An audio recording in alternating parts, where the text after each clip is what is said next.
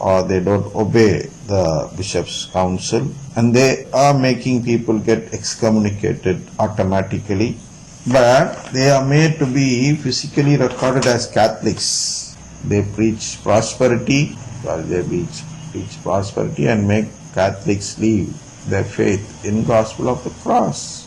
They only preach the gospel of prosperity. They don't preach the gospel of the cross. The prosperity which they show is the gift of God, the gift of the Holy Spirit. The gifts of the Holy Spirit is an allurement for those people who believe in the Eucharistic faith to leave that faith and join the charismatic faith. So, thus they live as separated brethren, spiritually and as Catholics physically. This is all we saw in the previous chapter. And so it goes on like that. And yesterday we saw something about the principal task entrusted to the church, what Saint Pope John Paul II said. So we saw something about guarding that faith, that deposit of faith, then the presenting it in a better manner. You should consider that the deposit of the Christian doctrine is very precious, and to make it more accessible to Christian faithful, to all people of goodwill, to show the strength and beauty of the doctrine of the faith, and so on. And our duty is to dedicate ourselves to work according to our era's demand. Then documents produced by the Council, we saw the doctrinal statements, pastoral norms, fine directives for renewal of thought, renewal of action, renewal of practice, and moral virtues, which leads to joy and hope. We saw the purpose of the council like that. After that, we saw how they drafted the text. Then we saw how it was arranged, and then we saw the doctrinal value. Today, we are going to the third chapter, the life of man. We are going to see the beginning of CCC. CCC starts here. The teachings of the CCC is numbered from here. So far we were seeing only the introduction part of CCC. We were seeing what is redemption and the main purpose of creating us and all. Now we'll go into the detail of it. Today we are going to see the life of man is to know and love God. We are going to see how we can know and love God. Before that, we'll read out some. Gospel John chapter 17 verse 3 says like this. This is eternal life, that they may know you, the only true God, and Jesus Christ, whom you have sent. And I'll read it from a little of the beginning. I'll read it from the first verse itself. As after Jesus had spoken these words, he looked up to heaven and said, Father, the hour has come. Glorify your Son, so that the Son may glorify you, since you have given him authority over all people, to give eternal life to all whom you have given him. And this is eternal life, that they may know you, the only true God, and Jesus Christ, whom you have sent. Father, the hour has come. Glorify your Son, so that the Son may glorify you, since you have given them authority over all people. See what we just saw, that we need authority from God to act on behalf of our church.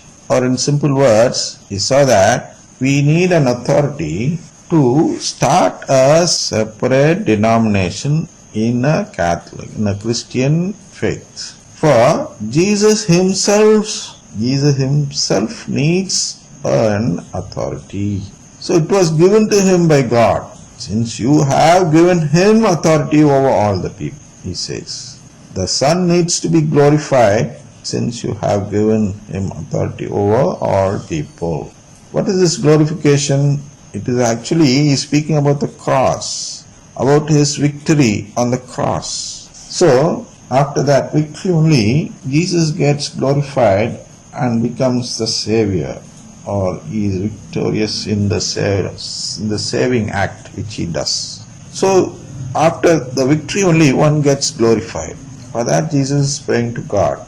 And he says, even for that attempt, we need an authority. An authority to give eternal life to all whom God, you means God here, whom you have given him, whom God has given to Jesus. And this eternal life, that they may know you, the only true God, and Jesus Christ whom you have sent. So from these verses, what we have just read, we should meditate on the following. What should we meditate? We should see what is eternal life. Most people are misled by this word. They believe something different from what has been taught to us. It has been totally misunderstood by many, even in Catholic Church. These people who have not understood what eternal life are the people who are being misled by this charismatic renewal. The charismatic renewal shows us a different sort of an eternal life. It is not the eternal life taught to us through Jesus. What is this eternal life? This only we call as the life after filial adoption by God. Once we are filially adopted by God, we become eternal children of God. We become children of God eternally, not just for a title to be called as children of God. He really shares his blessed life with us. That is what we are going to see today in CCC 1. He is sharing his life. He is sharing his glory. He is sharing his might with us. So, eternal life is taught as a blessed life in heaven by these charismatic people. Because this is the belief of the other denominations, the separated brethren. They believe like that. They believe that eternal life is a life which we are going to lead in paradise. No, it is not like that. God is calling us not to live in paradise, but he is calling us to live as his children in his family. To live in his family only is equated to paradise, a life in paradise. Paradise is a place where there is no sorrow, there is no tear, no hunger, and there is not a single bit of suffering there. It is a place where you get all this sort of peace. So, we get all this that is in paradise when we get this relationship from God. That is why Jesus on the cross promised the other person that he will surely be with him in paradise on that day itself. So, as soon as he asked Jesus for his redemption, he promised him that he will give his relationship on that day itself. That day means as soon as he dies on the cross, he becomes a redeemer, a successful redeemer. He is a redeemer as soon as he is born. That is not a doubt. But he meets with success only when he dies on the cross. Therefore, as soon as he gets that authority from God by his success on the cross, Jesus says he will adopt that thief as his co-heir. And as soon as he gets adopted as filially adopted, as soon as he gets filially adopted as God's child, he can enjoy that state of paradise in heaven. That's why he says, you will be with me in paradise today, lad. So, eternal life is not a place. It is a state of relationship, which guaranteed in John 1st chapter 12. It is not a place. It is a relationship. John says, I'll read it to you if you want.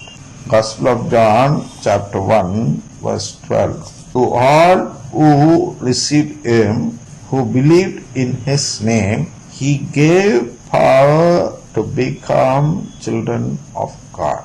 So here, receiving him, believing in his name is what we got to understand here. This is the place where they get misled. Receiving Christ means receiving the Eucharist into your faith. That is what it said. Believing in his name. His name. What is His name? It's not Jesus Christ. His name is the Eucharist. Eucharist is the one who is going to give this power to become children of God. Jesus Christ is not the one who is going to give this power, because even people who don't believe in the Eucharist, although even people who don't believe in this faith in children of God, accept Jesus. They receive the historical Jesus, but they are not ready to receive the Eucharistic Jesus. Therefore, His name should not be just Jesus Christ. Instead, it should be the Eucharistic Lord Jesus Christ. If at all anybody believes in the Eucharistic Lord Jesus Christ, then he'll be given the power to become children of God. This is what is said in John chapter 1 verse 12. So, in that light, we should see the eternal life mentioned in John chapter 7 third verse. Then, something said about to know you, to know God. Something is said about knowing God. We know God. How? How to know God? That's a big question.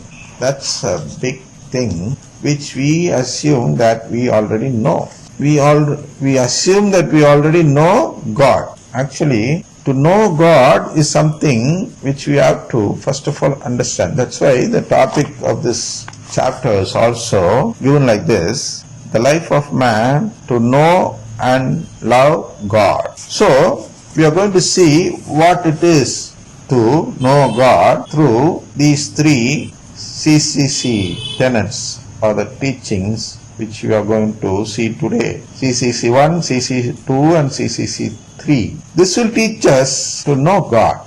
We have to know His plan. We have to know why He created us. We have to know why all this world is created.